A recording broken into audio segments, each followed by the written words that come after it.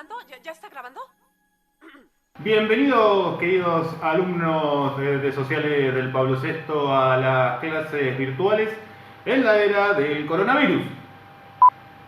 La clase anterior hablamos del signo y de la palabra, y que esas palabras pueden estar ordenadas en algún formato de texto, y ahí es cuando vamos a llamar al periodismo para que nos dé una mano. El periodismo es una forma de comunicación que surge de la actualidad cotidiana. Es claro y preciso. A su vez, el periodismo echa mano a lo que son los géneros periodísticos. Se pueden definir como las distintas formas de expresión que tiene el discurso periodístico para describir los hechos de la actualidad. A su vez, los medios de comunicación son el soporte, los medios de comunicación tanto virtuales como impresos, y la materia prima de los géneros periodísticos y por lo tanto del periodismo es la información. El primer género periodístico que tenemos que ver y que vamos a ver a continuación es la noticia. La noticia es la unidad mínima, no tiene opinión, informa de forma impersonal, de forma neutra, casi sin emoción podríamos decir, y por sobre todas las cosas es breve. Por eso decimos que es la unidad mínima. Es la expresión más pequeña y rápida, a su vez, que podemos tener en el periodismo. Podemos formularnos la pregunta acerca de qué es una noticia. Una noticia puede ser algo que sea nuevo o sorprendente, puede ser algo que afecte al destinatario, al lector, puede ser algo que modifique la realidad de un grupo o que pueda llegar a modificar inminentemente. Y por supuesto, en una cuarta categoría podemos agrupar a los que son las noticias armadas, a las que son las noticias de relleno y a los que son las noticias de color. Respecto a las armadas, vamos a hacer un pequeño paréntesis.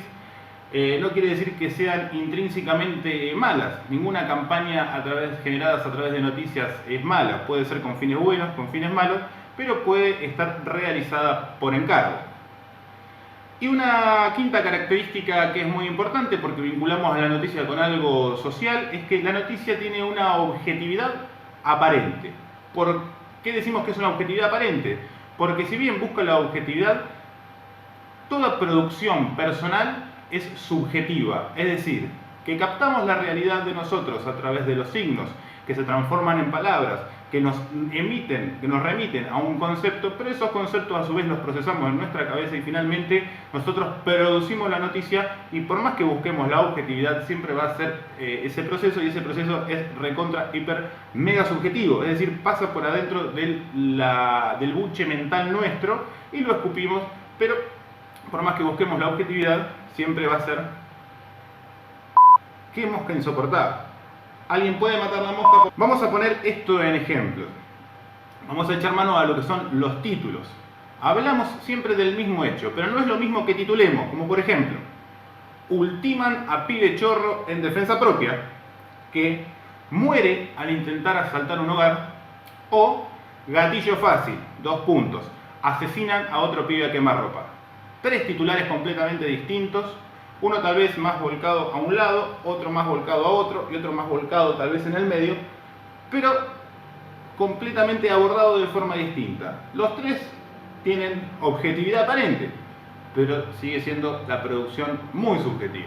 Vamos ahora a los elementos que tiene la noticia. Podemos decir rápidamente que son 4 o 5, alguno capaz que es el mismo pero con una diferenciación a su interior. Tenemos la volanta, tenemos el título, tenemos la bajada, tenemos el texto, que a su vez lo podemos dividir en lead y en cuerpo, y por supuesto algunas cosas periféricas a la noticia que pueden estar incluidas o no, como es la foto y su correspondiente epígrafe. La volanta es una frase que se coloca por encima del título o bien una palabra, y sirve para dar un marco temático o contextual de lo que se está hablando. Y todo sirve, ya sea volanta, título o bajada, para captar al lector. Pasamos a la bajada. La bajada son 3 o 4 frases breves que amplían la información, pero que a su vez licúan lo más importante. Las 4 frases pueden llegar a no tener coherencia una con otra, pero de todas formas lo que buscamos es que leyendo esas 3, 4, 2, una frase, el lector captemos la atención del lector. Que le digamos, hey, acá estamos, léeme, entrá, por favor, acá está, vení. Para ese proceso tenemos aproximadamente, según los últimos estudios científicos que se han hecho al respecto, 3 segundos. Hace un año teníamos 5. Ahora tenemos 3 segundos para que con un título, con una volantita o con una bajada, apenas el lector dé un golpe de visión, le captemos la atención. Por eso es muy importante, más allá del proceso y la elaboración del texto, saber elaborar o construir a la perfección tanto la volante, el título, la bajada, con una coherencia para que el lector se enamore de lo que nosotros le estamos ofreciendo y le estamos diciendo, vení, lee lo que te quiero mostrar. Llegamos entonces al título, que lo podemos definir en su función como lo que sintetiza la noticia de forma breve y concisa. Para los títulos siempre utilizamos los verbos porque es lo que le da acción. Y, por supuesto, debe guardar la idea más importante. A su vez, se genera una fuerte tensión porque los titulares pueden ser ingeniosos y creativos. Si tengo tiempo les voy a colocar algunos ejemplos por acá.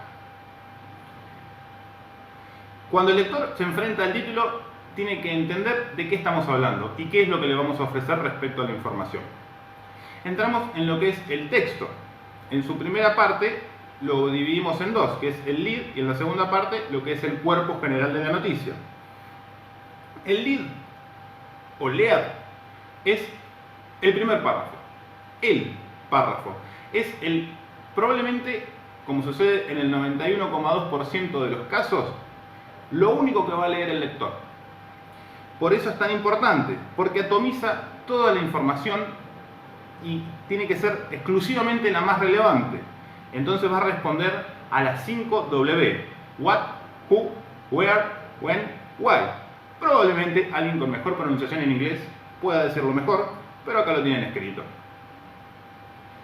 Y la otra parte del texto es el cuerpo, que son de alguna forma el resto de la información que no entra en este lead, los pormenores relevantes, los detalles necesarios para comprender la información y que responden a la única H, a la 1H, que es el how.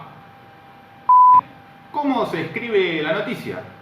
Podemos establecer 4 pautas básicas que a su vez son los errores más comunes que podemos llegar a cometer. En primer lugar, utilizamos siempre oraciones cortas.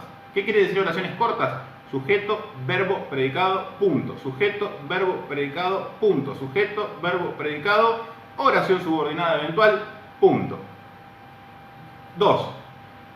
Tenemos que desarrollar una sola idea por párrafo para no ser confusos. Una idea por párrafo. 3. Que se escribe con verbos en pasado, porque la noticia ya pasó, es lo que sucedió.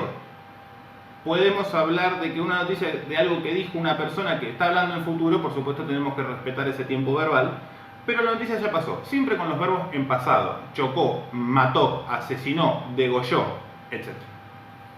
Y la cuarta recomendación es el uso de la pirámide invertida, que es una teoría desarrollada por las ciencias de la comunicación que detalla que la información debe ser ordenada de mayor a menor importancia. Es decir, lo más importante siempre va a ir arriba, y lo de menor importancia, que a su vez es lo menor, y lo más que más poca información tenemos, va a ir acomodándose más abajo en la pirámide.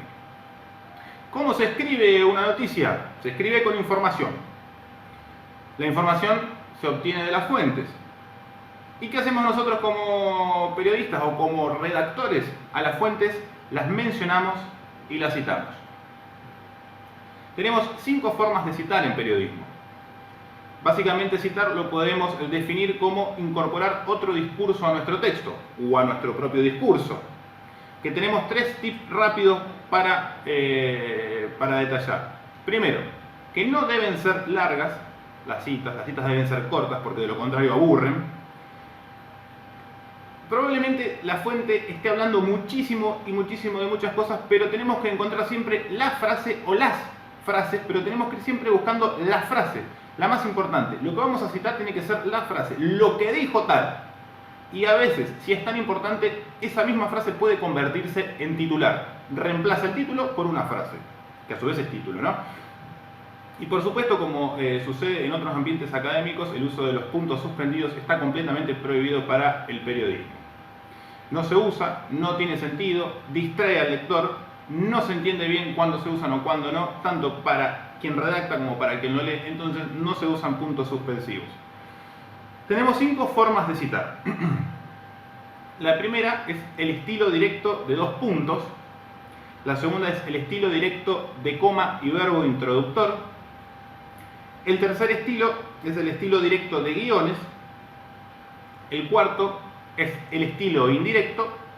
Y el quinto es el estilo híbrido. Es un poco complicado explicarlos sin tener un pizarrón, pero lo pueden ver en la clase de apuntes, en los apuntes de clase, que les voy a dejar enlazos y que probablemente lo esté subiendo al grupo de WhatsApp.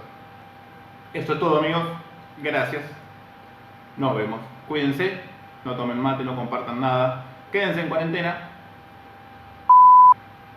¿Algo más tengo que decir, señor jefe ministro de salud? Hasta luego.